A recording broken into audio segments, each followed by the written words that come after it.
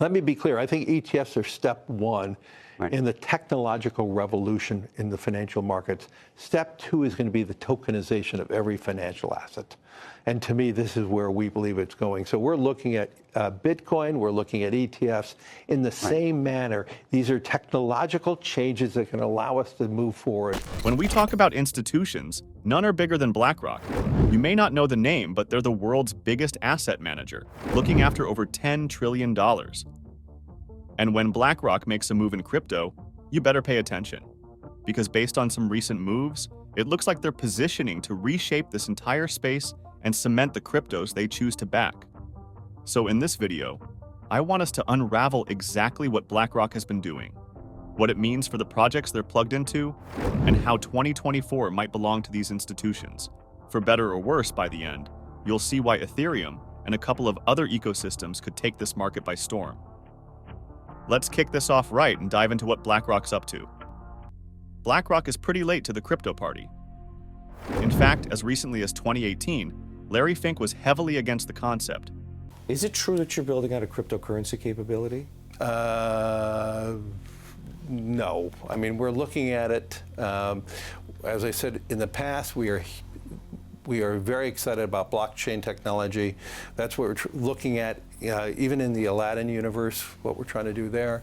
So we're looking at blockchain technologies. And what we're talking about today, it's really much more of a speculative, people are speculating on it. But most importantly, what I think about most of these cryptocurrencies, it just identifies how much money laundering there is being done in the world.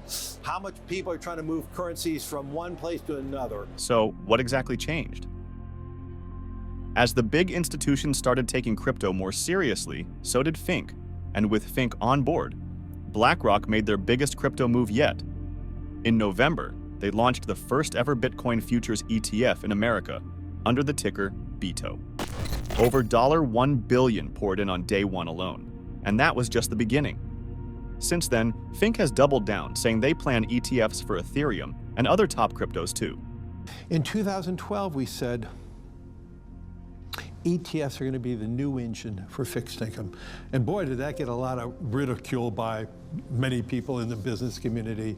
And today, the fixed income markets are totally imbued by ETFs. And so at BlackRock, when we bought BGI, we had $290 billion of ETFs. Today, we have $3.5 trillion. And then this week alone, just yesterday, we launched the iShares Bitcoin ETF. And so I would say to you, if we could ETF a Bitcoin, imagine what we could do with all financial instruments. Because while BTC might be digital gold, they see the potential in other blockchains too.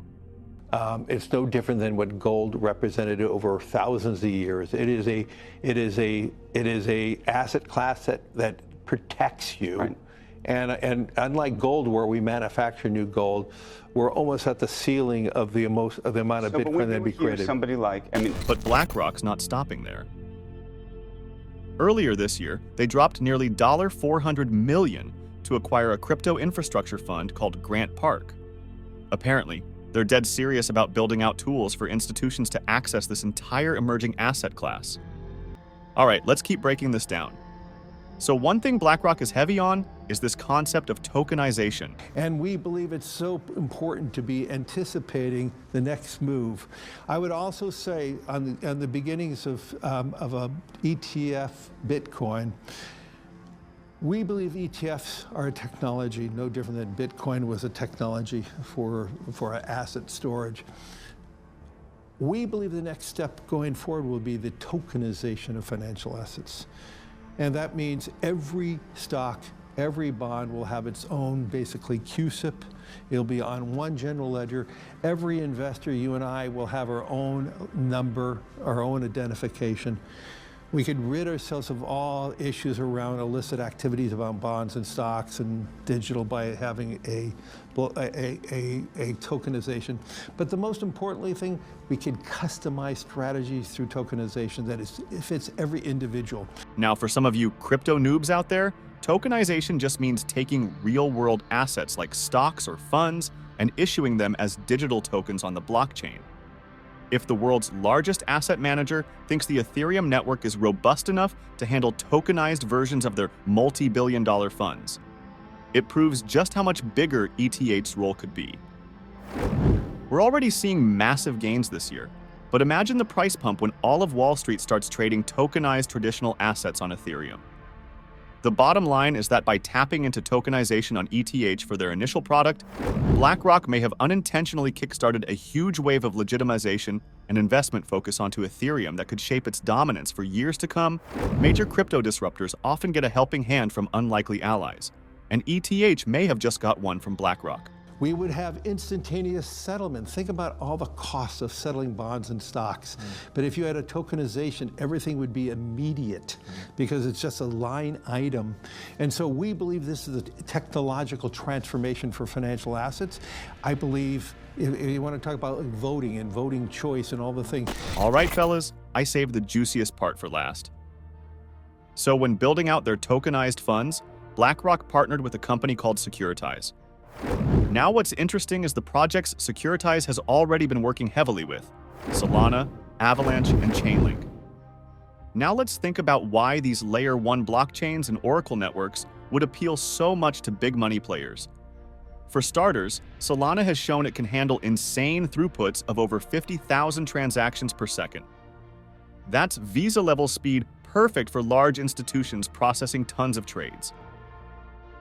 Avalanche, meanwhile, uses a novel consensus protocol that makes it super quick, cheap, and eco-friendly.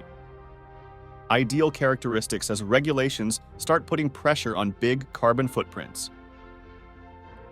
And Chainlink, as the marquee decentralized Oracle solution, provides connections to real-world data and payments that blockchains sorely need. Its network of nodes ensures accurate information even legacy systems can trust. So when you see BlackRock laying the foundations with partners deeply involved in these exact projects, it's clear they want lightning fast, secure networks that can replicate traditional systems at scale. And that points to a very bright 2024 for the price and usage of Solana, Avalanche, and Chainlink specifically. Mark my words, as the biggest players grow ever more crypto native, they'll drive a tsunami of investment and development toward the protocols that suit their needs best. And right now, that roadmap is looking heavily funded by Ethereum, Solana, Avalanche, and Chainlink. All right, boys, we're closing in on the grand finale here.